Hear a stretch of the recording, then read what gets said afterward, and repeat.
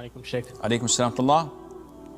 Yeah, my question is regarding men wearing silver rings with many different stones and different types of stones, so many number of stones. Is this permissible? It depends on the intention.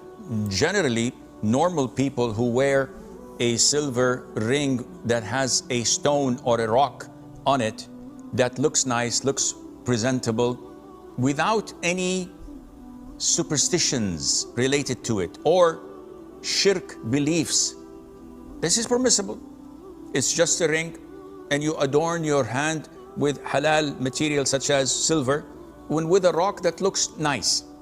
But if there is a corrupt belief behind it, stating that this particular ring or this particular stone brings me certain powers, it increases my memory, or it increases my levels of strength, or it protects me from evil eye or from magic or from losing rizq.